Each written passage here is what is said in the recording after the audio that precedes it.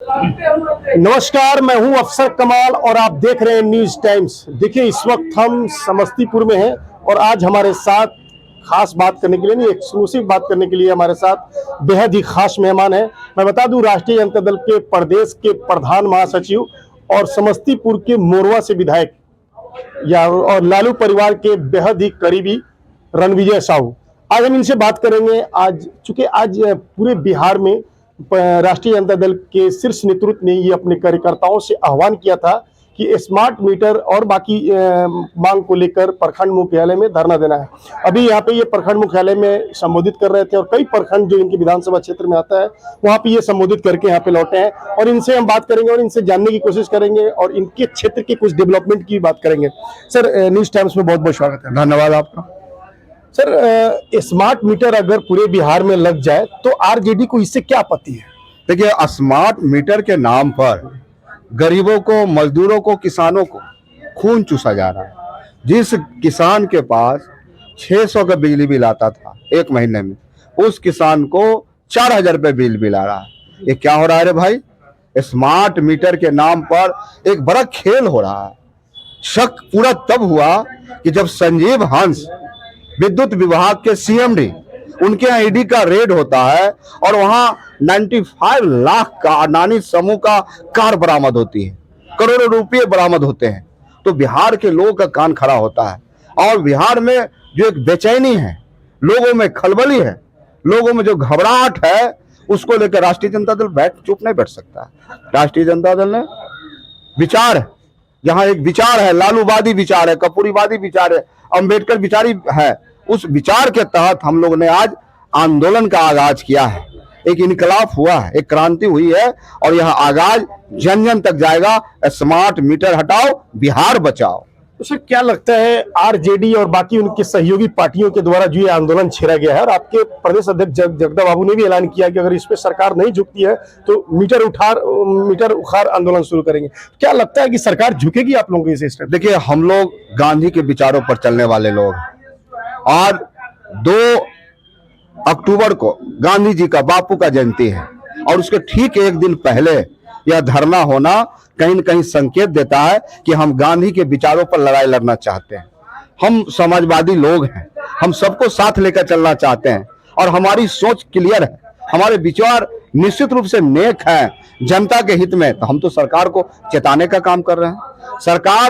राज्य सरकार पूरी तरह से आंखों पर पट्टी बांधी है, राज्य सरकार मुंह में दही जमाई है। राज्य सरकार, मुख्यमंत्री जी किसके दबाव में है? मुख्यमंत्री जी बोल क्यों नहीं रहे? ये तुगलकी फरमान, काला कानून, जबरन लगाओ बिहार की जनता झेल नहीं सकती है। राष्ट्रीय जनता दल ने इन मुद्दों को निश्चित रूप से अगुवाई की है, लेकिन आम जनता हमारे सहयोगी है। घर घर का एक ही नारा है कि स्मार्ट मीटर हटाओ, बिहार बचाओ। तो सर, आप समस्तीपुर एक महत्वपूर्ण स्थल है, कर्पूरी जी का ये स्थल है और यहाँ के महत्वपूर्ण विधानसभा क्षेत्र से आप विधायक हैं। बहुत बड़ी जिम्मेदारी मिली है और आपको, और आप पार्टी के भी संगठन के महत्वपूर्ण पद पर बैठे हुए हैं। क्या लगता है कि जो मोरवा का और जो शाहपुर पटोरी का जो विकास होना चाहिए पिछले आजादी के बाद, वो हो पाया कि नहीं? क्योंकि आपको पहली बार विधायक बनने का मौका यहाँ से मिला है। देखिए, जननायक कर्पूरी ठाकुर की भूमि और सौभाग्य है मुझे कि जननायक कर्पूरी ठाकुर इसी इलाके से एमएलए होते थे। आज जो उन्होंने इस क्षेत्र में जो काम किया, जन जन में जो उनका एक क्रांति है, जन जन में एक लोगों में जो एक पुकार है जननायक साहब के बारे में, तो निश्चित रूप से जननायक साहब ने कई ऐसे आयाम किए। खुद उन्होंने माथा पर मिट्टी लेके बांध का निर्माण कराने का काम किया, लेकिन उनका सपना अधूरा है। आज भी गुनाई बसी से माधोपुर दिधरुआ तक हमारा बांध का काम अधूरा है। हम इन सपनों को लेकर चले हैं। जननायक साहब का जो सपना, उसको हम पूरा करना चाहते हैं। शाहपुर पटोरी, जहां एक अनुमंडल रहते हुए यहाँ के किसानों को यहाँ से 40 किलोमीटर दूर दलसिंहसराय जाना पड़ता था रजिस्ट्री के लिए, जमीन रजिस्ट्री के लिए। हमने लड़ाई लड़ी, विधानसभा में अपनी बातें उठाई, जनता ने जो मुझे ताकत दी थी, उस आवाज को बुलंद किया। आज शाहपुर पटोली में आज रजिस्ट्री ऑफिस को कायम किया यहाँ के आवाम के सुख सुविधा के लिए, और यह कायम हुआ। जहां हम खड़े हैं, बात कर रहे हैं, नगर परिषद पटोरी का निर्माण कराया गया, गठन कराया गया। कई ऐसे आम है, बगल में अस्पताल है, बगल में स्कूलें हैं, बगल में कई संस्थानें हैं जिसको आगे आने के लिए हमेशा मैंने आवाज बुलंद किया है। आज पटोरी में कई ऐसे सड़कें हैं जिनको RWD हो, RCD हो, उसके माध्यम से हम लोगों ने निर्माण करना का है। लेकिन अभी भी जननायक साहब का सपना अधूरा है। इस शहर में एक नगर भवन बनाना है, एक मेरा सपना है। इस शहर में एक नगर भवन बने। इस शहर की जो जाम की समस्या है, जाम की समस्या से हम निजात पाए। चंदन चौक से लेके गुलाब भवना तक जो हमारा पानी जाम हो जाता है, पानी से लॉक हो जाता है, उसका भी एक मेरा ड्रीम है कि नगर पंचायत के माध्यम से उसका हम काम कराने का काम करें। तमाम ऐसे बुनियादी चीज है जिसके लिए हम लड़ाई लड़ रहे हैं। सर, मैं जब आपके क्षेत्र में आज आया तो कुछ इंटेलेक्चुअल लोगों से हमने आपके बारे में बात जानने की कोशिश की, तो लोगों ने कहा कि 2010 में मोरवा विधानसभा वजूद में आया और ये पहले से विधायक हैं जिनको जनता के और जन सरोकार से जुड़े मुद्दे को समाधान करने में बड़ा रुचि है, लोगों से सीधा संवाद करते हैं। अमूमन ऐसे मतलब विधायक लोगों को कर्तव्य देखते नहीं, इतना टाइम निकाल पाते कैसे? देखिए, मैं शुरू से कर्ज करता रहा हूं और ये काम के अलावा मेरे पास कोई दूसरा काम नहीं है। पार्टी ने मुझ पर विश्वास करके मोरवा से टिकट दिया, पार्टी ने बिहार का सेकंड संगठन में स्थान देने का काम किया, इसलिए मैं अपनी जवाबदेही को समझता हूं। और निश्चित रूप से जहां से जनता का पुकार होता है, कहीं भी जनता कष्ट में है या जनता सुख में है, तो मैं उनके साथ सहभागिता बनता हूं और बड़ा सौभाग्य मिलता है कि यहाँ के आवाम हमको आशीर्वाद देते हैं, इतना प्यार करते हैं। सर, 4 साल हो गए इस कार्यकाल के, अब 1 साल के बाद चुनाव भी होना है। अब जाहिर सी बात है कि आप लोगों से मिलना भी शुरू कर चुके हैं। कहना ये कि पिछले 4 सालों में काफी काम किए गए आपके द्वारा, किस काम को बिग अचीवमेंट मानते हैं जो आपको लगा कि मैं इस काम को करके बहुत बड़ी उपलब्धि मानता हूं, और कौन से काम बाकी 1 साल में और निपटाने हैं? सबसे बड़ा काम है जनता का विश्वास, जनता के आंखों में विश्वास। काम के लिए मैं यहाँ की महान जनता को मैं धन्यवाद देना चाहता हूं कि मैंने सबसे पहले जनता का विश्वास जीतने का काम करना चाहता हूं, ताकि आगे भी जनता हमको आशीर्वाद दे। और जो विकास का बुनियाद है, उस बुनियाद को जननायक कर्पूरी ठाकुर स्टेडियम है, इसको जीर्णोद्धार के लिए हम लगातार सदन में अपनी बात को हम उठाते रहे हैं। इस इलाके में महिला थाना गठन हो, इस इलाके में ट्रैफिक थाना का निर्माण हो, तमाम ऐसी बुनियादी चीज है इस शहर के लिए। स्ट्रीट लाइट की व्यवस्था हो, तमाम ऐसी चीजें हैं, मॉडल शौचालय हो, तो इस तमाम चीजें के लिए हम लगातार प्रयासरत हैं।